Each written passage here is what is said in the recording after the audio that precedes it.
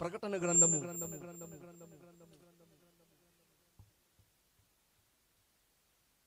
4వ అధ్యాయం.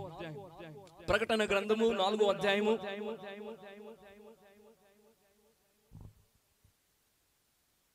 6-7 వచనాలు బిగ్గరగా ఎలుగెత్తి చదవలసిందిగా మిమ్మల్ని కోరుతున్నాను ప్రియులారా. వజ్రాల లాంటి వాక్యాన్ని మీరు మిస్ అవ్వద్దు. దయచేసి బిగ్గరగా ఎలుగెత్తి చదవండి. రైట్. మరియు ఆ సింహాసనం ఎదుట స్ఫటికమును పోలిన గాజు వంటి సముద్రం ఉన్నట్టుండెను.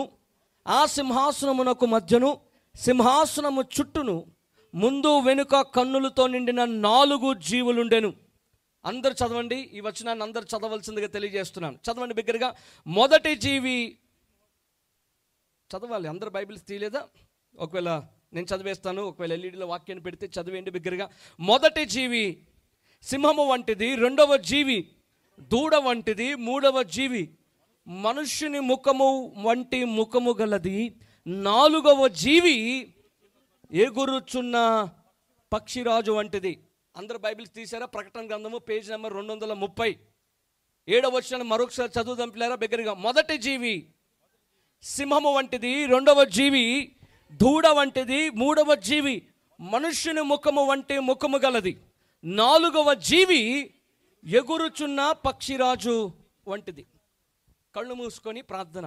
తండ్రి, పరమందున మా తండ్రి, మమ్మల్ని మిక్కిలుగా ప్రేమించిన మా ప్రియ పరలోకపు తండ్రి యేసయ్యా, మీ కృపా సింహాసనం వద్దకు వచ్చుచున్నాము నాయన. వాక్యమైన దేవుడిగా మిమ్మల్ని మీరు ప్రత్యక్షపరచుకోనండి. అల్పుడు నా యోగ్యుడు నన్ను మీ సిలువు చోటు మరుగుపరిచి మా అందరితో మీరు మాట్లాడమని, పరిశుద్ధాత్మదేవ మీరే ఫలింపజేయమని అన్ని నామముల కంటే పైనామమైన యేసు నామములో ప్రార్థించి వేడుకుంటున్నాం మా ప్రియ పరలోకపు తండ్రి. ఆమేన్. దయచేసి కూర్చుందాం పిల్లారా.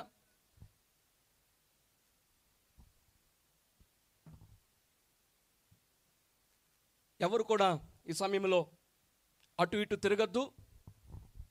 దేవుణ్ణి గౌరవిద్దాం. ఎందుకంటే వాక్యమే దేవుడు. ఆది యందు వాక్యం ఉండెను, వాక్యము దేవుని యొద్ద ఉండెను, వాక్యము దేవుడై ఉండెను. ఆ వాక్యమే శరీరధారి అయి కృపాసత్య సంపూర్ణునిగా మన మధ్య నివసించెను. గనుక కొద్ది నిమిషాలు గనుక మీరు అలక్ష్యంగా, నిర్లక్ష్యంగా, అనాలోచితంగా ఎవరు కూర్చోవద్దని మీకు మనవి చేస్తున్నాను. ఎంతోమంది యవనస్తులను చూస్తున్నాను. వారిని బట్టి దేవుని నేను స్తుతిస్తున్నాను. మీరందరూ కూడా ఎంతో ఆసక్తితో వచ్చారు. ఖచ్చితంగా మీ ఆశపడే ప్రాణాన్ని దేవుడు తృప్తిపరచును గాక. ఆయన మిమ్మల్ని ఆశీర్వదించి పంపించును గాక. దివ్య దేవుడు మిమ్మల్ని దీవించుగాక. భూమి చేసిన వాడు పోషించుగాక. రక్షకుండవు క్రీస్తు రక్షించుగాక. అంతా నా మోక్షం అందజేయునుగాక. ఆమెన్ చెప్పండి. ఆమెన్ అంటే అవును గాక అని అర్థం. చెప్పండి ఆమెన్ అంటే ఏమిటి? మోక్షం వద్దా? స్తోత్రం చెప్పండి బిగ్గరగా. అంతా నా మోక్షం అందజేయునుగాక. పరమ వైద్యుడు మిమ్మల్ని స్వస్థపరచుచుండునుగాక. దైవాత్మ అనగా పరిశుద్ధాత్మ దేవుడు మిమ్మల్ని ధైర్యపరచునుగాక. బిగ్గరగా ఆమెన్ చెప్పండి. మీరు చేయు పనులన్నిటినీ దేవుడు సఫలపరచునుగాక. ఆయన చిత్తానుసారముగా అన్ని విషయములలో దేవుడు మీకు అత్యధిక విజయమును దేవుడు అనుగ్రహించునుగాక. వాక్యాన్ని విన్నవారికి అని నేను అనను కానీ అందరినీ దేవుడు ఆశీర్వదించునుగాక. బలో యేసు మహారాజుకే. ప్రియులారా, వాక్యాన్ని ప్రయాసపడి వినాలి. ఒక యవనస్తుడు తన జీవితాన్ని అంతమొందించుకుందామని జీవితంలో విసిగిపోయి బెట్టింగ్కి పాల్పడి అప్పులు పాలైపోయి తన జీవితాన్ని ముగించాలని ఒక పెద్ద నోటు రాశాడంట. అమ్మా నాన్న, నన్ను కనినందుకు మీరు బాధపడవద్దు. దయచేసి నేను ఈ లోకాన్ని విడిచి వెళ్ళిపోతున్నాను. ఇంకా మీరు మరలా నన్ను చూడరు అని చెప్పి ఎంతో ఏడుస్తూ బాధపడుతూ నిరాశకు లోనై నిస్పృహకు లోనై ఒక పెద్ద సూసైడ్ నోట్ రాశాడంట. రాస్తూ సైకిల్ మీద హుటాహుటిన సైకిల్ తొక్కుకుంటూ వెళ్ళిపోతూ ఉంటే ఒక దేవుని సేవకుడు వెళ్తూ ఉన్నారంట. ఆ సేవకుడు వాహనం వెనుక యేసుక్రీస్తు ప్రభువారు నీ కొరకు చనిపోయారు అన్న మాటను చదివాడంట. ఆ వాహనం వెనక రాసుకున్నారు ఏమనంటే, దేవుని సేవకులు యేసుక్రీస్తు ప్రభువారు నీ కొరకు చనిపోయారు. ఈ యవనస్తుడు అదేమిటి, నేను చనిపోదాం అనుకుంటుంటే నా కొరకు ఒకరు చనిపోయారంట, అసలు ఈయనెవరు అని చెప్పి ఆ సేవకుడు వెంట వెళ్ళాడంట. ఆ సేవకుడు సరాసరి చర్చిలోకి వెళ్ళగానే ఈ యవనస్తుడు కూడా చర్చిలోకి వెళ్ళి ఆ సేవకుని పిలిచి, అయ్యా ఎవరయ్యా యేసుక్రీస్తు ప్రభువారు అంటున్నారు, ఆయన నా కొరకు చనిపోవటం ఏంటి అంటే, ఆ సేవకుడు దాన్ని అదనంగా తీసుకొని అవకాశంగా తీసుకొని పిల్లరా అవకాశంగా తీసుకొని ఆ యవనస్తుడికి యేసుక్రీస్తు ప్రభువారి యొక్క సువార్తను ప్రకటించినప్పుడు, యేసుక్రీస్తు ప్రభువారు నీ పాపాల నిమిత్తం చనిపోయారు, ఆయన నీ కొరకు కలువరి శిలువలో చనిపోయారు, నిన్ను జీవంలోనికి నడిపించడానికి ఆయన చనిపోయారు, మరణం పొందటానికి కాదని చెప్పి ఎప్పుడైతే సువార్త ప్రకటించారో ఆ యవనస్తుడు అక్కడక్కడే మోకరించి, అక్కడ చర్చిలోనే మోకరించి ఆయన జీవితాన్ని, ఆయన హృదయాన్ని యేసుకి ఇచ్చాడంట. అందుకే దేవుని వాక్యము చెప్పండి, సజీవము గలది, బలము గలది, రెండు అంచులు గల ఎటువంటి వాడిగల ఖడ్గము కంటెను, రెండు అంచులు గల ఎటువంటి ఖడ్గము కంటెను వాడిగలదై మన ప్రాణాత్మలను, మూలుగును, కీళ్లను సైతము విభజించినంత మటుకు దూర్చు మన హృదయం యొక్క ఆలోచనలు, తలంపులను శోధించేది దేవుని వాక్యం. మన హృదయాల లోతుల్లోకి వెళ్ళిపోయేది దేవుని వాక్యం. మీరు ఎప్పుడైనా గమనించారా? కీళ్ల గురించి విన్నారు, మూలుగును గురించి ఎప్పుడైనా విన్నారా? ఈ మూలుగులో ప్రియులారా రక్త స్కందన ఒక ప్రక్రియ మొత్తం ఈ మూలుగులోనే జరిగిద్ది. హైదరాబాద్లో నల్లి బిర్యానీ అంటే బాగా ఫేమస్, తెలుసా? మటన్ యొక్క నల్లి, మీకు తెలుసో తెలీదో, కర్నూలులో కూడా బిర్యానీ ఫేమస్ అని విన్నా. చాలా జాగ్రత్తగా గమనించండి పిల్లరా. ఈ నల్లి అంటే ఇంగ్లీష్లో బోన్ మ్యారో అంటారు. Bone marrow consist of red blood cells, white blood cells. రక్త స్కందన ఒక ప్రక్రియ మొత్తము ఈ మూలుగులోనే జరుగుతుంది. ఇంకో విషయం గమనించండి పిల్లరా, మనిషి యొక్క ప్రాణం దేనిపైన ఆధారపడి ఉందంటే, యవనస్తులారా గమనించాలి, మిమ్మల్ని బయాలజీ సబ్జెక్ట్ చదివించాలని కాదు, కానీ ఇటు చూడండి. కొంతమంది అక్కడక్కడ కిందకు చూస్తూ ఉన్నారు. అయ్యా ప్రేమతో మనవి చేస్తున్నాను, ఇటు చూడండి, కొద్దిసేపు దేవుని వాక్యాన్ని వినండి, మీరు ఆశీర్వదించబడతారు. చూడండి పిల్లరా, మూలుగు అనగా బోన్ మ్యారో. మనిషి ప్రాణం దేనిపైన ఆధారపడి ఉందంటే ఈ మూలుగు పైన ఆధారపడి ఉందంట. చూడండి, హెబ్రీ గ్రంథకర్త రాస్తూ అంటారు, దేవుని వాక్యము మూలుగును సైతము విభజించినంత మట్టుకు దూరిపోద్దంటే, మనుషుడు రొట్టె వలన మాత్రమే కాదు కానీ దేవుని నోట నుండి వచ్చే ప్రతి మాట వల్ల జీవిస్తాడు. కనుక దేవుని వాక్యము ప్రియులరా మనిషి ప్రాణానికి, ఆత్మ యొక్క జీవానికి ఆధారము దేవుని వాక్యము. హల్లెలూయా. చూడండి పిల్లరా, మీరు ప్రయాసపడుతూ వినాలని ముందుగానే చెప్పాను. ప్రకటన గ్రంథము చాలా మర్మయుక్తమైన గ్రంథము. ప్రకటన అన్న మాటకు అర్థము ప్రత్యక్షత. చెప్పండి, ప్రకటన అన్న మాటకు అర్థం ఏమిటి చెప్పాలి, మీరు సమాధానం చెప్పాలి. ఏమండి, తలలు పైకెత్తి సమాధానం చెప్పాలి. ప్రకటన అన్న మాటకు అర్థం ఏమిటి? ప్రత్యక్షత. దేవుడు తన దాసుడైన యోహాను గారికి అందించిన ఈ ప్రకటన గ్రంథము పద్మాసు ద్వీపములో దేవుడు అందించారు. ఈ ప్రకటన గ్రంథం ఒక చరిత్ర చాలా అద్భుతంగా ఉంటుంది ప్రియులారా. యోహాను గారిని చంపాలని క్రీస్తు శకము 92వ సంవత్సరంలో, క్రీస్తు శకం 92వ సంవత్సరంలో యోహాను గారు తింటున్న ఆహారంలో డొమిషియన్ అనే క్రూర చక్రవర్తి విషాన్ని పెట్టాడు. ఏం పెట్టాడు? విషాన్ని పెట్టాడు. ఎప్పుడైతే విషాన్ని పెట్టాడో అందరు ఎదురు చూస్తున్నారు యోహాను గారు చనిపోతారని చెప్పి. యోహాను గారు ఆహారాన్ని తిన్నప్పటికీ ఏమీ కాలేదండి. ఎందుకంటే యోహాను గారితో ఎవరున్నారు? దేవుడున్నారు. హల్లెలూయా. ఈసారి అసలు ఇంకా యోహాను గారిని ఎలా చంపాలని చెప్పి ఆలోచన చేసి, వేడి వేడి మరుగుచున్న నూనె అనగా మీరు ఇంట్లో వేసుకున్న నూనె కాదండోయ్, చాలా జాగ్రత్తగా గమనించండి కర్నూలు వాసులారా, పెద్ద స్విమ్మింగ్ పూల్ లాంటి ఆ వేడి వేడి మరుగుచున్న నూనెలో యోహాను గారిని వేసేసారు, పడవేశారు. యోహాను గారిని పడవేస్తే పిల్లరా జరిగిన అద్భుతం ఏంటి తెలుసా పిల్లరా? యోహాను గారితో దేవుడు తోడై ఉన్నందున యోహాను గారు ఆ వేడి వేడి మరుగుచున్న నూనెలో ఈత కొట్టడం ప్రారంభించారు. గట్టిగా చప్పలు కొడితే యేసుని మహింపరచండి. బోలో యేసు మహారాజుకు. ఒక మాట మీకు తెలియజేస్తాను, దేవుని సెలవు లేకుండా మీ జీవితంలో ఏది జరగదు. అంతే. ఆమేన్ చెప్పండి నమ్మిన వారు. ఏది జరగదు. హల్లెలూయా. ఆయన సెలవు లేకుండా తల వెంట్రుక కూడా రాలదు. మీ తల వెంట్రుకలు లెక్కింపబడి ఉన్నవి, మీరు భయపడద్దని లేఖనాలు సెలవిస్తున్నాయి. గట్టిగా స్తోత్రం చెప్పండి. బోలో యేసు మహారాజుకు, బోలో క్రీస్తు మహారాజుకే. అప్పుడు ఇంకా ఏం చేయాలని చెప్పి ఆ డొమిషియన్ అనే క్రూర చక్రవర్తి యోహాను గారిని పద్మాసు ద్వీపంలో పడవేస్తే పిల్లరా, అక్కడ యేసు క్రీస్తు ప్రభువారు పిల్లరా తన దాసుడైన యోహాను గారికి, యేసు ప్రేమించిన శిష్యుడైన యోహాను గారికి అందించిన ప్రత్యక్షత ఈ ప్రకటన గ్రంథము. చాలా జాగ్రత్తగా ఉండాలమ్మా, ప్రయాసపడాలి. కొంతమంది అటు ఇటు చూస్తున్నారు, వాక్యాన్ని వినటానికి ప్రయాసపడండి. యోహాను గారు ఆ పద్మాసు ద్వీపంలో ఆత్మవశుడై ఉండగా, ఆత్మవశుడు అంటే ఏమిటంటే ఆయన ఆత్మ పరలోకానికి కొనుపబడింది. ఆయన ముందు ఒక సింహాసనం వేయబడింది పిల్లరా. ఆత్మలో చూస్తున్నారు, ఆయన ఆత్మీయ నేత్రాలు వెలిగించబడ్డాయి. ఆయన ఆత్మ పరలోకానికి కొనుపబడింది. ఆయన ముందు ఒక సింహాసనం వేయబడింది. ఆ సింహాసనం పైన ఒక ఆయన ఆసీనుడై ఉండుట ఆయన చూస్తున్నారు యోహాను గారు. చాలా జాగ్రత్తగా గమనించండి. ఆ ఆసీనుడైన వాడు దృష్టికి ఎట్లా ఉన్నారంటే సూర్యకాంత పద్మరాగములు పోలిన వాడంట. ఎట్లున్నారండి ఆసురుడైన వారి దృష్టికి?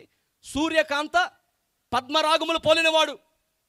ఆ సింహాసనము చుట్టూ ఒక మేఘధనుస్సు ఆవరించున్నది.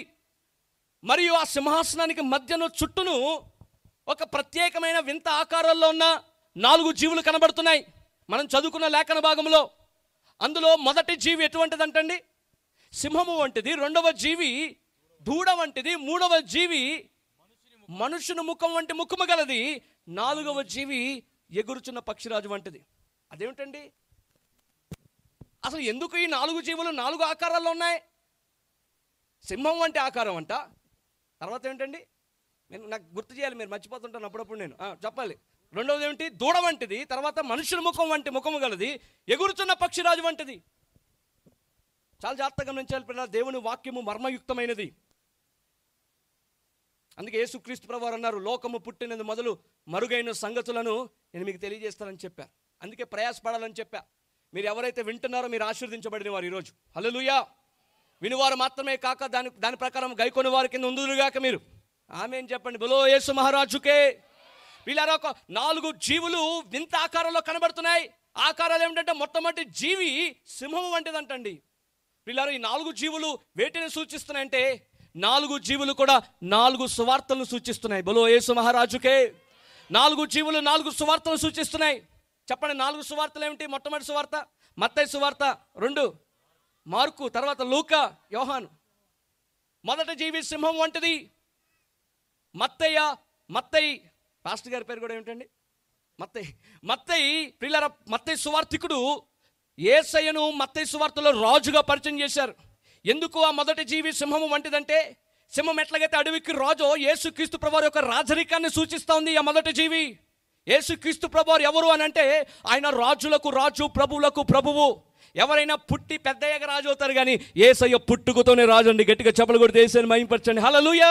అందుకే ప్రియులారా, మీరు ఎవరు బైబిల్ తీయదు, కానీ నేను త్వరగా వచనాలు చెప్పి ముందుకు వెళ్తాను. మత్తయి సువార్త 2వ అధ్యాయము ప్రియులారా 2వ వచనంలో మనం చూసినట్లయితే, జ్ఞానులైన వారు, తూర్పు దేశపు జ్ఞానులైన వారు వచ్చి హేరోదు దగ్గరకు వచ్చి అన్న మాట ఏమిటంటే, యూదులు రాజుగా పుట్టినవాడు చెప్పండి ఎక్కడ? ఎందుకంటే ఆయన పుట్టుకతోనే రాజు అండి. ఆయన పుట్టుకతోనే రాజు. అలాగే ప్రియులారా మనం చూసినట్లయితే యోహాను సువార్త 18వ అధ్యాయము 37వ వచనంలో మనం చూసినట్లయితే, యేసయ్యను అన్యాయపు తీర్పు తీరుస్తూ ఉన్నారు పిలాతు గారు. ఆయనలో ఏ పాపం లేనప్పటికీ ఆ నీతిమంతుడు జోలికి పోవద్దని పిలాతు గారు భార్య చేత హెచ్చరింపబడినప్పటికీ చాలా జాగ్రత్తగా గమనించండి. పిలాతు గారు అడుగుతున్నారు యేసయ్యను ఏమనంటే, నీవు రాజువా? ఏమన్నారు పిలాతు గారు యేసయ్యని? నీవు రాజువా? నీవు రాజువా అంటే యేసుక్రీస్తు ప్రభువారి మీద వారు ఎన్నో అబద్ధ సాక్ష్యాలు పలుకుతూ ఉన్నారండి. వారు వేటికి వారి యొక్క అబద్ధ సాక్ష్యాలకి దేనికి కూడా యేసయ్య స్పందించలేదండి. కానీ ఎప్పుడైతే పిలాతు గారు నీవు రాజు అంటే, ఎస్ నువ్వు అన్నట్టే నేను రాజును, యూదులకు రాజును. హల్లెలూయా. అందుకే పిల్లలు ప్రకటన గ్రంథం 19వ అధ్యాయం 16వ వచనంలో ఆయన తొడ మీదను ఆయన వస్త్రము పైన ఒక నామం ఉందంట. ఏ నామం అంటే ఆయన రాజులకు రాజు, ప్రభువులకు ప్రభువు. గట్టిగా స్తోత్రం చెప్పండి బిగ్గరగా. హల్లెలూయా. నిన్నటి దినాన్ని మట్లాదివారం అయింది కదా. నీ రాజు ఎవరు? నీ రాజు సాత్వికుడు, దీనుడు, రక్షణపరుడు. హల్లెలూయా. అందుకే ప్రకటన గ్రంథం 17వ అధ్యాయంలో 14వ వచనంలో గొర్రెపిల్ల అంటే ఎవరంటే యేసుక్రీస్తు ప్రభువారు వధింపబడిన అందరి పాపాల నిమిత్తం వధింపబడిన గొర్రెపిల్ల. ఆయన ఎవరంటే ప్రభువులకు ప్రభువు, రాజులకు రాజు, రాజై ఉన్నందున అన్న మాట మనం చూస్తాం. యేసుక్రీస్తు ప్రభువారు ఎవరండి? రాజులకు రాజు, ప్రభువులకు ప్రభువు, భూపతులకు రారాజు ఆయన. ఎందుకు విషయాన్ని మీకు తెలియజేస్తానంటే పిల్లరా, యేసుక్రీస్తు ప్రభువారు మొదటి రాకడ అందరి పాపాల నిమిత్తము ఆయన కలువరి శిలువలో చనిపోయి సమాధి చేయబడి తిరిగి లేచి తిరిగి రానే ఉన్నారు. ఆకాశ మండలానికి వరుడుగా రాబోతున్నారు. మనందరికీ తెలిసి ఏ పాట? యేసు రాజుగా వచ్చుచున్నారు. చెప్పాలి బిగ్గరగా. తెలీదా పాట? నన్ను కొంచెం మ్యూజిక్ మీద ఉండండి, నేను పాడుతుంటాను మధ్యలో, ఎందుకంటే మా వాళ్ళు చాలా ఆసక్తిగా వింటున్నారు. అందుకని బలో యేసు మహారాజుకు. యేసు రాజుగా వచ్చుచున్నారా, వరుడుగా వచ్చుచున్నారా? కరెక్ట్గా చెప్పాలి మీరు. ఏమండి కర్నూలు వాళ్ళు, ఎందుకంటే నేను తెలంగాణ వాడిని, మీరు కర్నూలు వాళ్ళు చాలా గట్టైన వారు. ఇందాక చెప్పారు కదా అద్భుత శ్రీనిరాజు గారు, మీరు రాయలసీమ అల్లుండి నేను గనుక మీరు చాలా చక్కగా చెప్పాలి. యేసుక్రీస్తు ప్రభువారు వరుడుగా వచ్చుచున్నారా, రాజుగా వచ్చుచున్నారా? మరలా చెప్పాలి, మరలా అడుగుతున్నా. యేసుక్రీస్తు ప్రభువారు ఆకాశ మండలానికి, చాలా జాగ్రత్తగా గమనించండి, పెండ్లి కుమారుడుగా వరుడుగా వధువు సంఘాన్ని తీసుకెళ్ళటానికి ఆకాశ మండలానికి రాబోతున్నారు. ఆగండి. ఎవరైతే సిద్ధపడతారో, ఎవరైతే రక్షణను భయంతో వణుకుతో కాపాడుకుంటారో వారు ఎత్తబడతారు.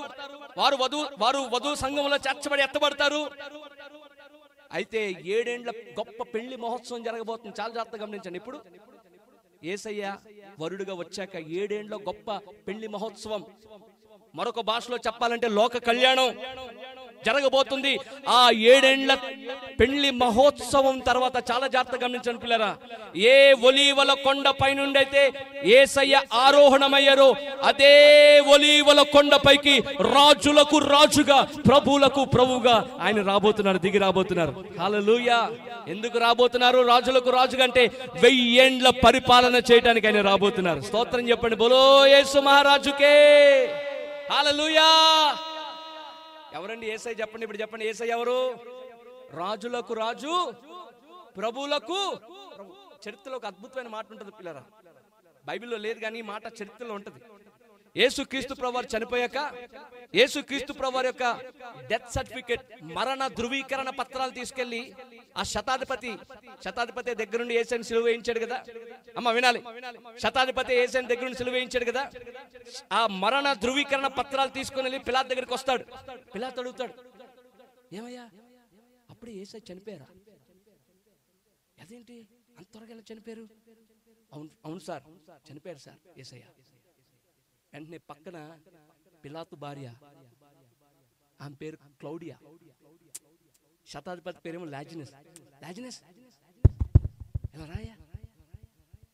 యేసయ్య నువ్వు దగ్గరుండి చూసావు కదా, ఆయన గురించి నీ అభిప్రాయం ఏంటి? అవును మేడం, నేను దగ్గరుండి యేసయ్యని చూశాను. మేడం యేసయ్యని. యేసయ్య చనిపోయినప్పుడు గొప్ప భూకంపం వచ్చింది మేడం. యేసయ్య చనిపోయినప్పుడు కొండ బద్దలైపోయింది మేడం. మీకు తెలుసు, ఈ దేశమంతా చీకటి కమ్మింది మేడం. ఆయన బ్రతుకున్నప్పుడు చెప్పారంట, ఆయన చనిపోయి 3వ దినాన తిరిగి లేస్తానని యేసయ్య చెప్పారంట. ఆగండి, అప్పుడే చెప్పగొట్టద్దు. జరిగిన వాస్తవాలు బట్టి చూస్తుంటే, జరిగిన పరిస్థితులు బట్టి చూస్తుంటే ఖచ్చితంగా ఆయన 3వ దినాన లేస్తారనేది తథ్యము. ఆయన ఇది వరకు కేవలము గలిలయ, యెరూషలేము, యోర్దాను ఆ ప్రాంతాల్లో మాత్రమే సంచరించారు. ఒక్కసారి గనక ఆయన తిరిగి లేస్తే ఆయన లేని ప్రాంతం ఉండదు, ఆయన లేని దేశం ఉండదు. ఆయా భాషలోను, ఆయా ప్రజలలోను, ఆయన జనములో నుండి ఆయన తన కొరకు ఎవరిని సంపాదించుకుంటాడు? రాజులను, యాజకులను సంపాదించుకుంటాడని చెప్పాడంట. బిగ్గరగా స్తోత్రం చెప్పండి పేరు. బోలో యేసు మహారాజుకు. బిగ్గరగా చేతుల పైకి చెప్పాలి, బోలో క్రీస్తు మహారాజుకు. ఇప్పుడు పాడండి చేతుల పైకి. యేసు రాజుగా భూలోకమంతా తెలుసుకుంటారు, యేసు రాజుగా వచ్చుచున్నారు. భూలోకమంతా తెలుసుకుంటారు. చేతుల పైకి ఎత్తాలి బిగ్గరగా.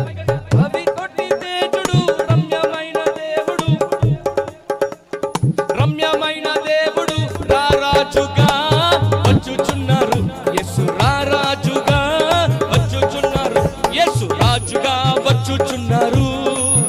భూలోకమంతా తెలుసుకుంటారు, యేసు రాజుగా వచ్చుచున్నారు. భూలోకమంతా తెలుసుకుంటారు. బోలో యేసు మహారాజుకు. అక్కడక్కడ కొంతమంది చప్పట్లు కొట్టట్లా.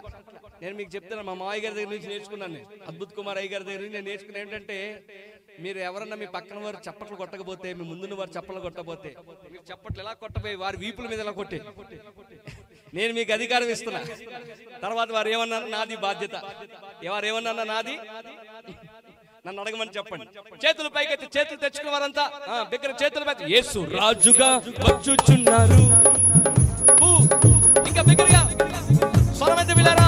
యేసు రాజుగా వచ్చుచున్నారు, లోకమంతా తెలుసుకుంటారు. బోలో యేసు మహారాజుకు. ఈరోజు నేను అడుగుతున్నాను, ఈ యొక్క సువార్త సభలకు వచ్చిన నీవు యేసయ్యను రాజుగా ప్రతిష్ఠించుకున్నావా?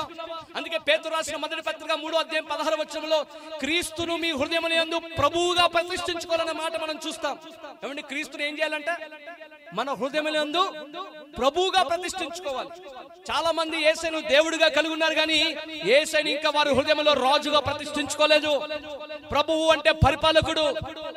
ఇప్పుడు దాకా నీ ఇష్ట ప్రకారం నువ్వు చేసుకున్నావేమో, ఇప్పుడు దాకా నీ యొక్క చింతం నువ్వు చేసుకున్నావేమో, కానీ ఈరోజు ప్రభువు మనందరితో మాట్లాడుతున్న పిల్లలు, మనం నీవు ఈరోజు యేసును నీ హృదయంలో రాజుగా, క్రీస్తును ప్రభువుగా నువ్వు ప్రతిష్ఠించుకోగలిగితే నీ మార్గములన్నీ సరళమవుతాయి. చెప్పండి, ఏమవుతాయి నీ మార్గములన్నీ? అందుకే సామెతల గ్రంథం మీరు బైబిల్ తీద్దెవరు తలలు పైకెత్తండి 3వ అధ్యాయము 6వ వచనంలో పిల్లరా, నీ ప్రవర్తన అంతటి యందు ఆయన అధికారానికి ఒప్పుకోవాలి. ఎవరు అధికారానికి? ఆయన అధికారానికి ఒప్పుకోగలిగితే ఆయన నీ త్రోవలన్నిటినీ సరళం చేస్తాడంట. ఈరోజు యేసయ్యను రాజుగా ప్రతిష్ఠించుకోవాలి పిల్లలు. యేసయ్య హృదయంలో రాజుగా, ప్రభువుగా, పరిపాలకుడిగా. ప్రభా, ఇప్పుడు దాకా నా ఇష్ట ప్రకారం నేను చేసుకున్నానయ్యా. హేరోదు తన సింహాసనం మీద కూర్చొని నా ఇష్టం నేనే పరిపాలించాలి, నాకు నేనే పరిపాలించుకోవాలనుకునే వ్యక్తి హేరోదు. అందుకే సువార్త హేరోదు దగ్గరికి వచ్చినా సరే హేరోదు యేసుని అంగీకరించలేదు. ఈరోజు చాలా జాగ్రత్తగా గమనించండి. ఈరోజు నీకు నీవే పరిపాలించుకుంటా అంటే కుదరదు. యేసయ్యను నువ్వు హృదయంలో రాజుగా, క్రీస్తును ప్రభువుగా ప్రతిష్ఠించుకోవాలి. హల్లెలూయా. నేను ప్రార్థన చేస్తున్నప్పుడు నాకు అవును ఆయన మన ప్రవర్తన అంతటి ఆయన అధికారానికి ఒప్పుకుంటే మన త్రోవలు ఎట్లా సరళమవుతాయి అని నాకు ఒక డౌట్ వచ్చేది. అదేంటి మన ప్రవర్తన అంతటి ఆయన అధికారానికి ఒప్పుకుంటే మన త్రోవలు ఎట్లా సరళమవుతాయి అని నేను ఆలోచన చేస్తుంటే పిల్లరా, ఒక వచనం నాకు గుర్తొచ్చింది. చాలా జాగ్రత్తగా గమనించండి. తలలు పైకెత్తండి ఒకసారి. ఆయన రాజు అయితే మనం ఎవరు? రాజు పిల్లలం. ఆయన రాజు అయితే నీవెవరు? రాకుమార్తెలు మీరు, అంతేనా? ఆయన రాజు అయితే ఎవరు? ఇప్పుడు సీఎం గారు ఇక్కడ నుంచి వెళ్తాను అనుకోండి, చంద్రబాబు నాయుడు గారు, ఆయన చుట్టూ ఎవరు వెళ్తారు? 10 కార్లు వెళ్తాయి. ఆయన కారుతో పాటు ఎన్ని కార్లు వెళ్తాయండి? 10 కార్లు. మొత్తం 10 కాన్వాయ్ వెళ్తుందా? అంబులెన్స్ కూడా వెళ్ళిపోతూ ఉంటది. అంటే వాళ్ళు ఎవరన్నమాట? కార్లన్నీ దూతలు సీఎం గారి. ఇప్పుడు యేసయ్య రాజు అయితే మరి ఆయనకి దూతలు ఉన్నారా లేదా? ఉన్నారా లేదా చెప్పండి. అనుమానంగా చెప్తారేంటండి? ఉన్నారా లేదా?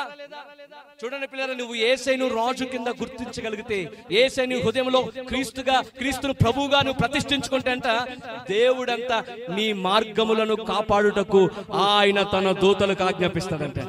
గట్టిగా స్తోత్రం చెప్పండి బిగ్గరగా, హల్లెలూయా. ఆయన తన దూతలకు ఆజ్ఞాపిస్తాడంట. ఆయన తన దూతలకు ఆజ్ఞాపిస్తారు, నా కుమారుడు, నా కుమార్తె మీరు వెళ్ళండి, మార్గములో వారి త్రోవలన్నిటినీ, వారి మార్గములన్నిటినీ సరళము చేయమని చెప్తారు. నేను నమ్ముతున్నాను, ఈ సువార్త సభలకు వచ్చిన మీ మార్గములు, మీ త్రోవలు, మీ కుమార్తె మార్గం, మీ కుమారుడు మార్గము యేసయ్య సరళము చేయునుగాక. బిగ్గరగా స్తోత్రం చెప్పండి. యేసయ్య సరళము చేయునుగాక. ప్రతి బంధకములని విడిచి పోవునుగాక యేసు నామములో. ప్రతి అడ్డులని యేసు నామములో ఊడిపోవునుగాక. ఒక నూతన ద్వారము యేసు రాజు మీ పట్ల తెరుచునుగాక ఆయన నామములో. ఆమేన్ చెప్పండి బిగ్గరగా, హల్లెలూయా, హల్లెలూయా. యేసయ్యను రాజు కింద ప్రతిష్ఠించుకోవాలి. చెప్పండి ఎట్లా? చెప్పండి. యేసయ్యను హృదయంలో. అందుకే మొదటి జీవి ఎటువంటిదండి? చెప్పాలి బిగ్గరగా, వెనుకున్న వారు చెప్పట్లా. మొదటి జీవి ఎటువంటిది? సింహము వంటిది. యేసుక్రీస్తు ప్రభువు రాజరికాన్ని సూచిస్తా ఉంది మొదటి జీవి. 4 జీవులు కదా, 4 జీవులు చెప్పి నేను ముగిస్తాను. రెండవ జీవి ఎటువంటిదంటండి? చెప్పండి. దూడ వంటిది. రెండవ జీవి ఎటువంటిదంట? బైబిల్ ఎంత అద్భుతం అంటే పిల్లరా, ఎగ్జాక్ట్ గా యోహాన్ గారు ఏ దర్శనం అయితే, చాలా మంది బైబిల్ చదివేస్తుంటారు. ఇప్పుడు బైబిల్ చదవద్దు, అది అపవాద తంత్రం. నేను 4వ అధ్యాయం 6వ వచనం చదివితే 4, 5, 6 అధ్యాయాలు చదివేస్తారు. అది అపవాద తంత్రం. అయ్యా బైబిల్ చదవద్దు, తలలు పైకెత్తని బైబిల్స్ మూసేయండి. మీ దగ్గర బైబిల్ చుట్టే మూసేయండి. అందుకే చెప్పాను, మీరు బైబిల్ చదువుతా ఉంటే వాక్యం వెళ్ళదు. ట్రైన్ వెళ్ళిపోతా ఉంటే నువ్వు లగేజ్ చదువుకుంటా ఉంటే కుదరదు. వినాలి. బైబిల్స్ మూసేయండి. బైబిల్ తర్వాత ఇంటికి వెళ్ళాక మీరు చదవండి, ధ్యానించండి. వాక్యం లైవ్ లో ఉంది కదా, వాక్యాన్ని ధ్యానించండి. బైబిల్స్ మూసేయండి. ఎగ్జాక్ట్ గా యోహాను గారికి దర్శనం వచ్చింది. 4 జీవులను ఆయన చూస్తున్నాడు. 600 సంవత్సరాల క్రితము ఎహెచ్కేల్ గారికి కూడా సేమ్ దర్శనం వచ్చింది పిల్లలు. ఇంకా ఈ 4 జీవుల గురించి చాలా అద్భుతంగా ఎహెచ్కేల్ గారు వివరణిస్తారు. మీరు ఇంటికి వెళ్ళాక ఎహెచ్కేల్ గ్రంథము 1వ అధ్యాయం చదవండి. చాలా అద్భుతమైన వివరణ 4 జీవుల గురించి ఉంటుంది. అక్కడ ఆయన కూడా చూస్తూ ఏమంటారంటే రెండవ జీవి ఎద్దు వంటిది అంటారు. ఇక్కడేమో రెండవ జీవి దూడ వంటిది. ఆయన చూస్తూ రెండవ జీవి ఎద్దు వంటిది అంటే, ఎద్దు దూడ ఏం చేస్తాయండి? పొలాన్ని చెప్పాలి. పొలాన్ని ఏం చేస్తాయి? దున్నుతాయి. ఏమ్మా అంత కోల్పోయినట్టు అలాగా చేయబట్టుకుని ఉండవు. వాక్యాన్ని వినమ్మా, దేవుడు దీవిస్తాడు. సినిమా హాల్కి వెళ్తే ఎంత ఇంట్రెస్ట్ ఏమంటే వాక్యం వినడానికి అలాగా ఉంటారు. అలా ఉండద్దు. వాక్యాన్ని వినడానికి ప్రయాసపడండి. నేను అందుకే చెప్పాను, వాక్యం వినడానికి మీరు ప్రయాసపడాలని చెప్పాను. చూడండి, రెండవ జీవి ఎటువంటిదంట? దూడ ఏం చేస్తుందంటే పొలాన్ని దున్నుతుంది. అవునా? మీరు బాగా ఇక్కడ పొలంకి వెళ్ళేవారు ఉంటే ఏం చేస్తుంది? ఎద్దు ఏం చేస్తుంది? పొలాన్ని. దూడ ఏం చేస్తుంది? పొలాన్ని. యేసుక్రీస్తు ప్రభువారి పనితత్వాన్ని సూచిస్తా ఉంది ఈ రెండవ జీవి. అందుకే మార్కు సువార్త రెండవ జీవి ఏ సువార్తలు చూడాలి మనం? మొదటి జీవి మత్తయి సువార్తలో చూసాం. 4 జీవులు 4 సువార్తలు సూచిస్తున్నాయని ముందుగానే చెప్పాను మీకు. రెండవ జీవి రెండవ సువార్త అనగా మార్కు సువార్త 10వ అధ్యాయము 45వ వచనంలో, మనుష్య కుమారుడు పరిచారము చేయించుకుంటకు రాలేదు గాని పరిచారము చేయుటకు. చదవండి వాక్యం, చదవండి పిల్లలు. ఇప్పుడు చదవండి, బైబిల్స్ తీసి చదవండి త్వరగా. మార్కు సువార్త 10వ అధ్యాయం 45వ వచనం చదవండి బిగ్గరగా.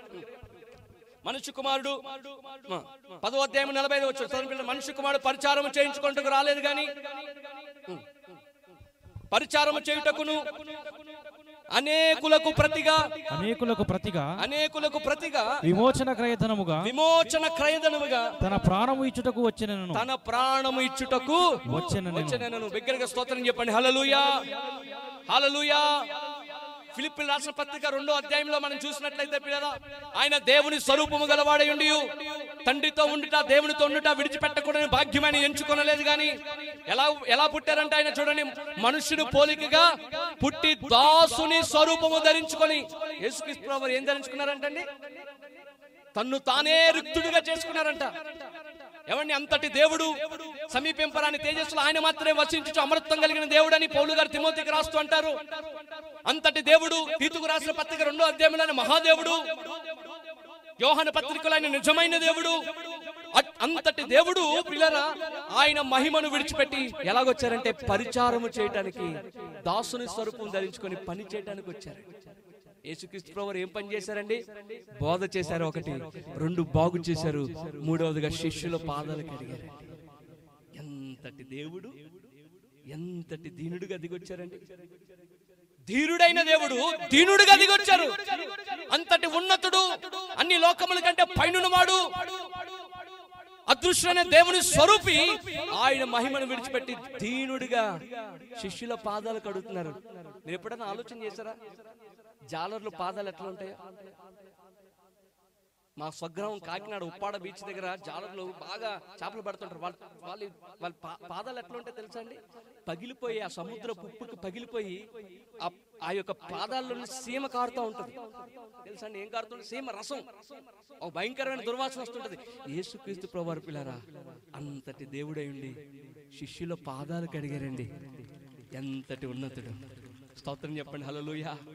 అందుకే రెండవ జీవి ఎటువంటిదంటే, రెండవ జీవి ఎటువంటిది చెప్పాలి? మీరు మర్చిపోతున్నారు. రెండవ జీవి ఎటువంటిది చెప్పాలి? దూడ వంటిది. అనగా యేసుక్రీస్తు ప్రభువు ఆయన దాసుడిగా పరిచారం చేయడానికి ఈ లోకానికి వచ్చారు.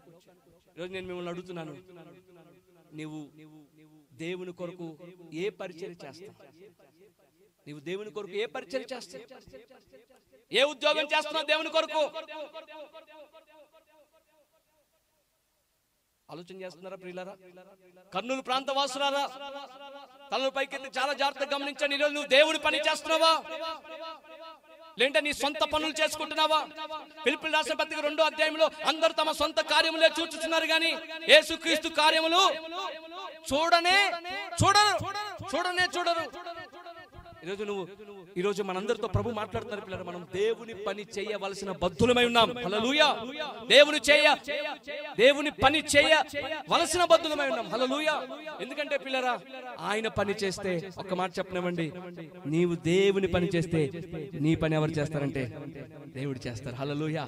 నువ్వు దేవుని కొరకు నిలబడగలిగితే నీ కొరకు నిలబడేది ఎవ్వరు నిలబడినా నిలబడకపోయినా యేసుక్రీస్తు ప్రభువు నీ పక్షముగా నిలబడతారు. హల్లెలూయా. ఒక సహోదరి అండి గుర్తి వస్తూ ఉంటుంది. ఆమె చెప్పిన సాక్ష్యం ఏంటంటే, పోలియో సరిగ్గా నడవలేదు, ఇలా నడుస్తూ ఉంటుంది. ప్రభువా నేనేం చేయలేకపోతున్నానంటే ప్రభు కల్లో కనబడి, అమ్మా నా సేవ చేయను. అమ్మా ప్రభు నేనెట్లా చేస్తాను? ప్రభా నేనెలా చేస్తానయ్యా? కాళ్ళు లేవు, చేతులు సరిగ్గా పనిచేయవు, నేనెట్లా సేవ చేస్తానంటే, నీ ప్రాణం నీలో ఉంది. నీవు కూర్చొని నిలబడి ప్రార్థన పరిచర్య చేయి, అనేక మందిని నేను రక్షిస్తాను. బిగ్గరగా స్తోత్రం చెప్పండి. హల్లెలూయా. బోలో యేసు మహారాజుకు హల్లెలూయా. ఈరోజు నిన్ను పుట్టించింది నా మహిమ నిమిత్తము సృజింపబడిన వారందరూ అంటారు యెషయా గ్రంథం 43లో. ఈరోజు నీ ద్వారా మనందరి ద్వారా పిల్లరా దేవునికి అత్యున్నతమైన మహిమ రావాలంటే మీరు దేవుని పని చేసేవారి కింద ఉండాలి. హల్లెలూయా. నేను పాస్టర్ గారు అబ్బాయిని. మా నాన్నగారు చిన్నప్పటి నుంచి నన్ను బాత్రూమ్లు గడిగించేవారు. ఎవరైనా పెద్ద పెద్ద సేవకులు వస్తే వారు వాల్ పోస్టర్లు అందిస్తుండేవాడిని. అందరు వాల్ పోస్టర్స్ అందిస్తుండేవాడు. రాత్రి యవనస్తులను తీసుకుని వెళ్ళి. దేవుని ఒక గొప్ప కృప ఏమిటంటే పిల్లరా ఎన్నిక లేని నన్ను ఈరోజు వాల్ పోస్టర్ మీద నా ఫోటో చూసి నేను ఎంత ప్రభుని స్తుతిస్తానంటే, ప్రభా ఒకప్పుడు నీ పని చేశానయ్యా, ఇప్పుడు ఏం చేస్తున్నారు యేసయ్యా? ఆయన పని చేసేవారికి జీతం. గట్టిగా స్తోత్రం చెప్పండి. హల్లెలూయా. పిల్లరా నేను జాబ్ చేసుకుంటే నా జీతం ఇప్పుడు అక్షరాల ₹1,00,00,000 పైనే. కెనడాలో నేను డేటా సైంటిస్ట్గా పని చేయవలసిన వాడిని. నా ఫ్రెండ్ ఇప్పుడు అక్కడ పని చేస్తున్నాడు కెనడాలో, వాడు ₹1,00,00,000 జీతం. ప్రభు చెప్పారు, ₹1,00,00,000 కాదయ్యా నీకు ముఖ్యం, కోట్లు వెలకట్టలేని ఆత్మను రక్షించడానికి నీ జాబ్ రాజీనామా చేయాలన్నారంట. జాబ్ రాజీనామా చేయమంటే నేను అన్నాను, ప్రభా మొన్నే అద్భుత శ్రీనివారాజు గారిని పెళ్లి చేసుకున్నానయ్యా, మరి ఎట్లా మా పోషణ ఎట్లయ్యా అని అడిగా ఏసైని. ఏమడిగాను? మా పోషణ. ఏసై ఉన్నారు తెలుసా అండి, ఆకాశ పక్షులు చూడు, అవి విత్తవు కోయవు, నేను వాటిని పోషిస్తున్నాను, నువ్వు నా పని చేయ్యా, నీ పని నేను చేస్తాను. గట్టిగా స్తోత్రం చెప్పండి. హల్లెలూయా. ఈరోజు ఒకవేళ మీరు ఎంతగానో దేవుని పని చేస్తున్నారేమో, అయ్యా నీ పని చేస్తున్నాను కానీ నా కుటుంబంలో పరిస్థితి ఇంకా మారట్లేదు అయ్యా, నీ పని చేస్తున్నాను కానీ ఇంకా తగిన ప్రతిఫలం రావట్లేదు అని అనుకుంటే ఇక్కడ కూర్చున్నావేమో. ప్రభు నీతోనే మాట్లాడుతున్నారు. ఖచ్చితంగా తగిన కాలమందు నువ్వు పంట కోస్తావు. కన్నీటితో విత్తువాడు ఏం చేస్తాడండి? సంతోషగానములతో పంట కోస్తాడు. నువ్వు ఏ పరిచర్య చేయి ఏసై కొరకు, ఏసైకి పరిచర్య చేయాలి, అలాగే మనుషులకు కూడా పరిచర్య చేయాలి. మీరు ఇంటికి వెళ్ళి చదువుకొని పిల్లలు. గలతీ రాసిన పత్రిక 6వ అధ్యాయం 2వ వచనం మనం చూసినట్లయితే, క్రీస్తు నియమము ఏమిటంటే మనం ఒకరినొకరు ఉపచారం చేసుకోవాలి. పేతురు రాసిన మొదటి పత్రిక 4వ అధ్యాయం 10వ వచనం బైబిల్ చూడొద్దు, ఒకరినొకరు ఉపచారం చేసుకోవాలి లేఖనాలు చదివిస్తున్నాయి. నేను ముగించేస్తున్నాను పిల్లలు. 2వ జీవి అయిపోయింది. 4 జీవుల గురించి చెప్పేస్తున్నాను త్వరగా. మొదటి జీవి ఎటువంటిది? అయ్యా వెనుకున్న వారు ఉన్నారా, వెళ్ళిపోయారా? ఒక టీచరు అడిగారంట స్టూడెంట్ని, ఎందుకు 2 చెవులు ఇచ్చాడు దేవుడు మనకు తెలుసా అంటే, ఈ లేచి నిలబడిపోయి ఒక చెవితో ఈయన ఒక చెవితో వదిలేయటానికి అన్నాడంట. మీరు మంచోళ్ళు, కర్నూలు వారు చాలా మంచోళ్ళు కనుక 2 చెవులతో వింటారు, హృదయంలో భద్రపరుచుకుంటారు. చెప్పండి, మొదటి జీవి ఆప్కో ఉంగ్లీ దిక్కవో, ఇలా చూపించండి నాకు. వెనుకున్న వారు, నాకు ఈ లైవ్ వెళ్తున్న వల్ల మీరు కనబట్లే. చెప్పండి, మొదటి జీవి ఎటువంటిది? నా కుడి పక్కన ఉన్నవారు చెప్పాలి. మొదటి జీవి ఎటువంటి, క్షమించాలి సేవకులు, మొదటి జీవి ఎటువంటిది? సింహము వంటిది. ఎందుకు సింహం వంటిది అంటే యేసుక్రీస్తు ప్రభువారి యొక్క రాజరికాన్ని సూచిస్తుంది. 2వ జీవి ప్రియులరా దూడ వంటిది. యేసుక్రీస్తు ప్రభువారి తగ్గింపు స్వభావం, ఎంత తగ్గించుకున్నారండి. అందుకే క్రీస్తు యేసు కలిగిన ఈ మనసును మీరును ఆయన పని చేశారు. మనం కూడా ఒకరిని ఎడల ఒకరు తగ్గించుకొని ప్రభు కొరకు ముందుకు వెళ్దాం. 3వ జీవి ఎటువంటిదంటే చెప్పండి, 3వ జీవి మనుష్యుని ముఖము వంటి ముఖము గలదంట. అద్భుతం చూడండి పిల్లరా. యోహాను గారు చూస్తున్నారు, సింహాసనము చుట్టూ మధ్యను 4 జీవులు ఉన్నాయి. 3వ జీవి మనుషుని ముఖం వంటి ముఖము గలది. అదేమిటండి మనుషుని ముఖం, ఎందుకు మనుషుని ముఖం వంటి ముఖము గలది? ఆ 3వ జీవి అని మనం ఆలోచన చేసినట్లయితే లూకాసు వార్త 3వ జీవి ఏ సువార్త చూడాలి ఇప్పుడు? మీకే బాగా తెలుసు వాక్యం. చెప్పండి, లూకాసు వార్త 19వ అధ్యాయం 10వ వచనంలో పిల్లరా, నశించిన దానిని వెతకి రక్షించుటకు మనుష్య కుమారుడు లోకానికి వచ్చారు. గట్టిగా సరిపోట్ల కర్నూలు చెప్పట్లు ఎలా ఉండాలి బిగ్గరగా. హల్లెలూయా. పాపములో నశించిపోతున్న మానవుణ్ణి, శాపములో నశించిపోతున్న మానవుణ్ణి, ఆ పాపము వలన వచ్చు జీతము మరణ భయము చేత నశించిపోతున్న మానవుణ్ణి వెతకి రక్షించుటకు 2000 సంవత్సరాల క్రితం పిల్లరా దేవుడు, సర్వాధికారి అయిన దేవుడు శరీరధారిగా ఈ లోకానికి వచ్చారు. గట్టిగా స్తోత్రం చెప్పండి. హల్లెలూయా. హెబ్రీయులకు రాసిన పత్రిక 2వ అధ్యాయం 14వ వచనంలో పిల్లరా, ఆయన మరణ భయం వలన నశించిపోతున్న వాణిని వెతకి రక్షించుటకు ఆయన కూడా రక్త మాంసములలో పాలివాడన్న మాటను మనం చూస్తాం. ఆయన కూడా ఏం చేశాడంటండి, మరణం భయం వలన, పాపం వలన జీతం మరణము, ఆ మరణ భయం వలన మానవుడు నశించిపోతున్నాడు కనుక మానవుడిని వెతకి రక్షించడానికి యేసుక్రీస్తు ప్రభువు లోకానికి వచ్చారు. మతాలు మార్చడానికి రాలేదండి, మనసులు మార్చడానికి యేసయ్య వచ్చారు. మరలా చెప్తున్నా, మతాలు మార్చడానికి రాలేదు.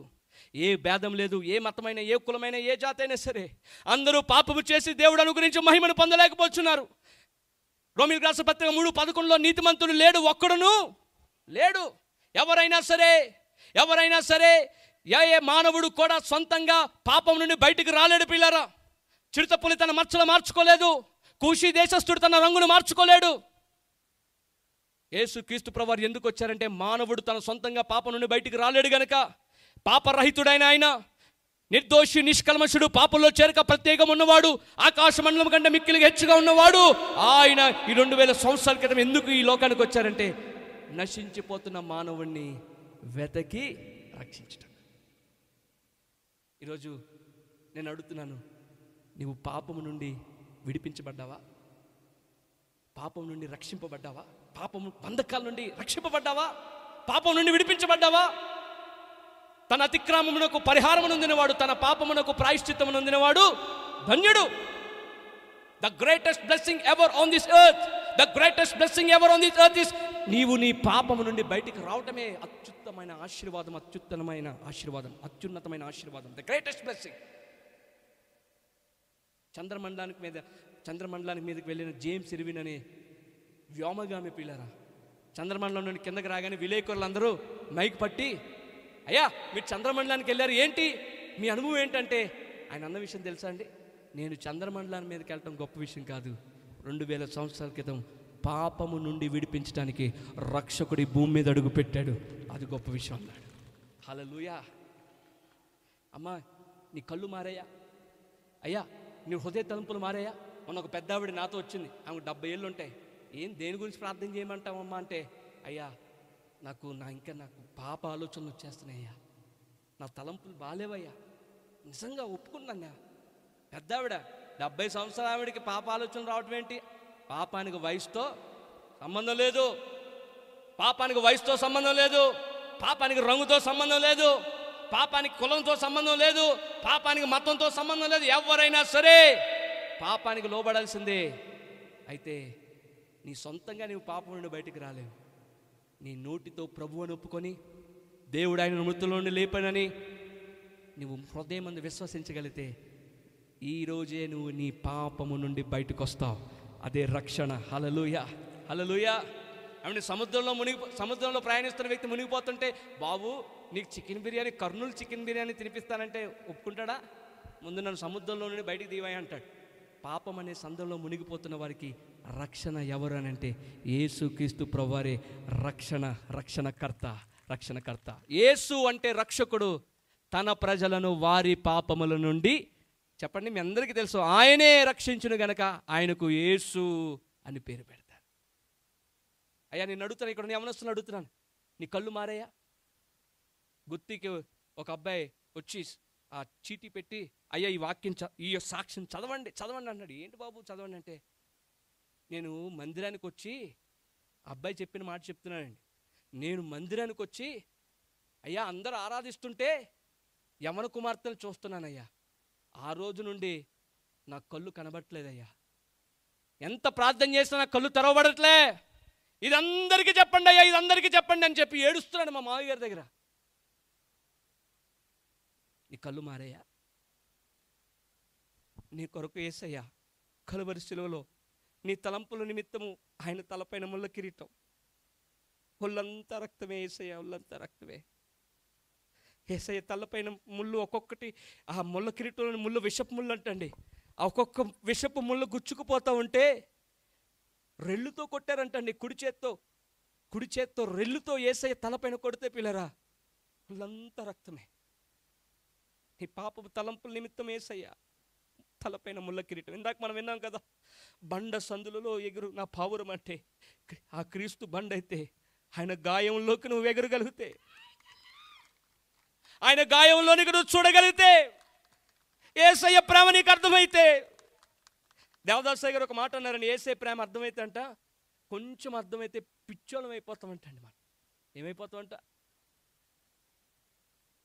నిజంగా యేసయ్య గాయాల్లోనికి నువ్వు వెళ్ళగలిగితే ఈరోజు, ప్రభా ఇట్లా మోకరించి, ప్రభా నా కొరకు కలువరి శిలువలో ఆకాశానికి భూమికి మధ్య గొర్రె బొచ్చు కత్తిరించి వాని ఎదుట గొర్రె ఎట్లాగైతే మౌనం వహిస్తుందో నా కొరకు మౌని అయిపోయావయ్యా. మనం చేతులతో చేసే తప్పులకి ఆయన చేతులకు మేకులు పిల్లరా. కాళ్ళకు మేకు. ప్రియులారా, ఒక మాట గమనించండి. యేసుక్రీస్తు ప్రభువారు నీ 39 కొరడా దెబ్బలు కొట్టారు, 40 కొట్టలేదు. ఎందుకు తెలుసా?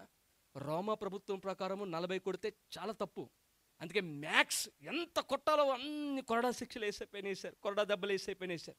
ఆ కొరడా దెబ్బలకు ప్రియులారా, ఆ ముళ్ళును కూడా విషాన్ని ముంచి ఆ ముళ్ళుని అట్లా తగిలిస్తారంట. చర్మంతో నింపబడిన ఆ ముళ్ళు ఎప్పుడైతే కొరడాన్ని అలా కొడతారో వీపు పైన, మాంసము, యేసయ్య మాంసం బయటకు వచ్చిందటండి. ఇట్లా ఒక్కొక్క దెబ్బకి పేగులు బయటకు వచ్చాయట. యేసయ్య పేగులు బయటకు వచ్చి వేలాడుతున్నాయి. యేసయ్యను వివస్త్రునిగా చేశారు. వేరు ప్రియుని కన్నా నీ ప్రియుల విశేషం ఏమిటంటే, నా ప్రియుడు ధవలవర్ణుడు, రక్తవర్ణుడు, 10,000 మందిలో గుర్తించదగిన వాడు. నీ కొరకు సొగసైనను స్వరూపము లేకుండా ప్రభు వేలాడాడు.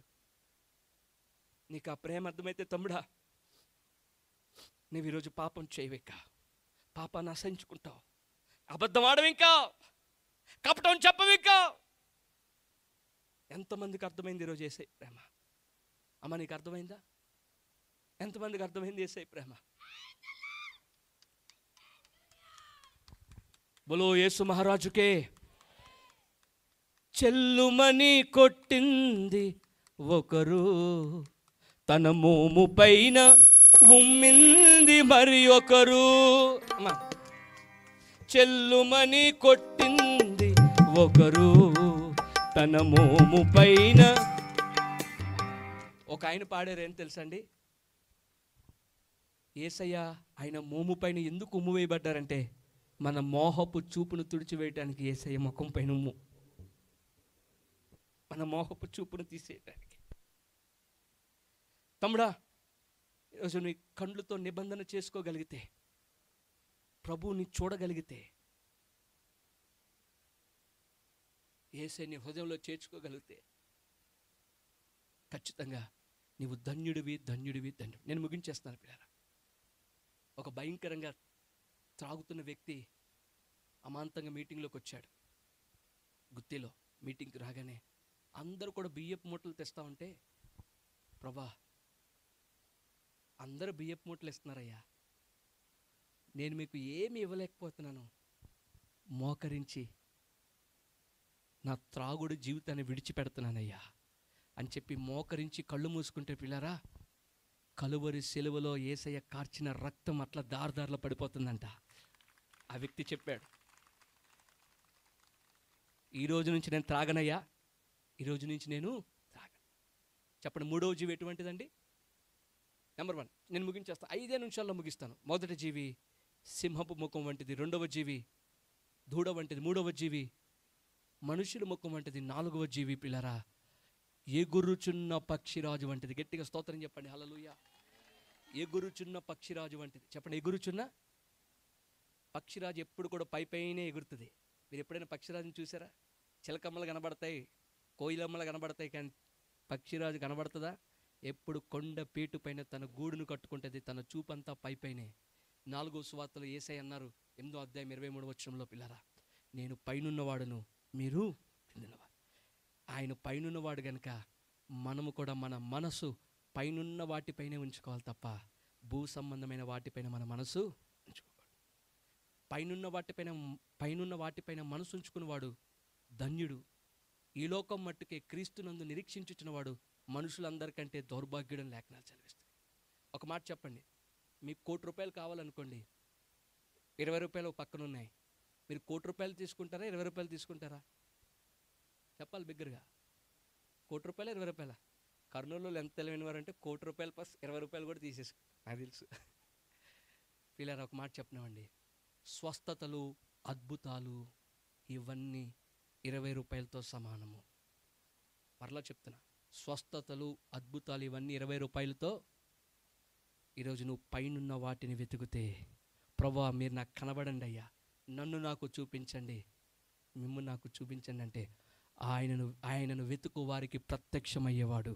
ఆయనను ఎవరైతే వెతుకుతారో వారికి ప్రత్యక్షమవుతాడు యేసయ్య. స్తోత్రం చెప్పండి, హల్లెలూయా. నేను ఇక్కడ మోకరించి చెప్తున్నాను. నేను ఇలా మోకరించి ప్రభు సన్నిధిలో ధ్యానం చేస్తున్నప్పుడు ప్రభు స్వరాన్ని విన్నాను. ఇట్లా మోకరించి ఉదయం 4 గంటలకి ప్రార్థన చేసినప్పుడు దేవుని యొక్క బలమైన హస్తాన్ని నేను చూశాను. నువ్వు యేసయ్యని చూసావా? మరలా అడుగుతున్నా, ఎప్పుడైనా యేసయ్యని చూసావా? చూడలేకపోతే అట్టి స్థితిలోకి దేవుడు మిమ్మల్ని అందరిని నడిపించును గాక. మీ మనోనేత్రాలు వెలిగించబడును గాక. మీ ఆత్మీయ నేత్రాలు వెలిగించబడును గాక. వయసు వచ్చిన వారు ఎట్లా ఉంటారు అంటే తెలుసండి, జ్ఞానేంద్రియములు కలిగిన వారే ఉంటారంట. హెబ్రీయులకు రాసిన పత్రిక 5వ అధ్యాయంలో ఉంటుంది. జ్ఞానేంద్రియములు అనగా నీ ఆత్మీయ చెవులు, నీ ఆత్మీయ నేత్రములు, నీ చర్మము దేవుని శక్తి చేత నింపబడాలి. అలనాడు 120 మంది మసిబగ్గులు మేడ గదిలోకి వెళ్ళారు. పరిశుద్ధాత్మ శక్తి చేత నింపబడి నిప్పు కణాలుగా బయటకు వచ్చారు. ఈ సభలు అయ్యేలోపు నిప్పు కణాలుగా మీరు బయటకు వెళ్దురుగాక. మొదటి జీవి వెనకవారు చెప్పాలి. మొదటి జీవి, రెండవ జీవి, మూడవ జీవి, నాలుగవ జీవి అనగా పైనున్న వాటిపైన మన ఫోకస్. మొదట ఆయన రాజ్యాన్ని, నీతిని, వీటి అన్నీ మీకు ఇచ్చేస్తాడమ్మా. అట్టి భాగ్యం దేవుడు మీకు అందరికి అనుగ్రహించును గాక. నేను చెప్పి ముగించేస్తాను. ఒక్క మాట. నేను ఎప్పుడు పైనున్న వాటిని వెతకలేదండి. నా 21 సంవత్సరాలు భయంకరమైన లోకంలో తిరుగుతూ మా అమ్మ నాన్నగారిని బాధ పెట్టా, సంఘాన్ని బాధ పెట్టా. 21 సంవత్సరాలకి మా అమ్మగారు ఎంతో కన్నీరు కార్చి, ఎంతో ఉపవాసం ఉండి నా కొరకు కన్నీరు కార్చితే పిల్లరా, నేను ఒకరోజు రూమ్లో ఉన్నప్పుడు ప్రభు నా దగ్గరికి వచ్చారు. ఇందాక మీకు చెప్పానే, అమ్ముల కిరీటం కనబడింది నాకు. అమ్ముల కిరీటం నుండి యేసయ్య రక్తం దారుదారులో పడిపోతుంటే నా 2 చేతులు జోడించి, ప్రభువా ఒక్క అవకాశం అయ్యా, నీ గాడిద కింద నేను ఉంటాను, నీ కుమారుడు ఉండే యోగ్యత నాకు లేదయ్యా అంటే ప్రభు చిరునవ్వుతో నవ్వి, నా ప్రియ కుమారుడా అని చెప్పి నాలోకి వచ్చారు. పాతవన్నీ గతించిపోయినాయి. క్రీస్తు యేసునందు నూతన సృష్టిగా మార్చబడ్డా. తమ్ముడా, నీ జీవితాన్ని యేసయ్యకి ఇస్తావా? అమ్మా, ఇక్కడ కూర్చున్న వాళ్ళ నీ హృదయాన్ని ఒకవేళ యేసయ్యకి ఇవ్వగలిగితే నీకు మించిన ధన్యుడు మరొకరు లేరు. మోకరించి నీ కొరకు సిలువ వేయబడిన యేసయ్య వైపు చూస్తూ అందరూ మోకరిద్దాం. ప్రతి ఒక్కరు మోకరించి, కూర్చున్న వారు కూడా కూర్చులో కూర్చున్న వారు కూడా మోకరించగలిగితే మోకరించండి. మీరు ధన్యులు. నాకు గౌరవం ఇమ్మని చెప్పట్లేదు. అందరూ ఒక్క నిమిషం మోకరించి, ఎస్ లార్డ్, ప్రభువా దయచేసి నన్ను క్షమించండి అయ్యా. భూలోకమైన వాటిపైన మనసు ఉంచానయ్యా. ఈ రోజు నుండి మిమ్మల్ని వెతుకుతానయ్యా, మీ కొరకు పని చేస్తానయ్యా. Yes lord, thank you lord. ఇంతకీ ఆ 4 జీవులు ఏంటో తెలుసా పిల్లరా? దేవదూతలకు ఏ ఒక్క దేవదూతలు కూడా దేవుడు ఆయన స్వరూపాన్ని ఇవ్వలేదు. కానీ మట్టి శరీరాన్ని మనకు ఆయన స్వరూపాన్ని, ఆయన పోలిక చెప్తా తన స్వరూపమందు దేవుడు నరుని చేశాడు.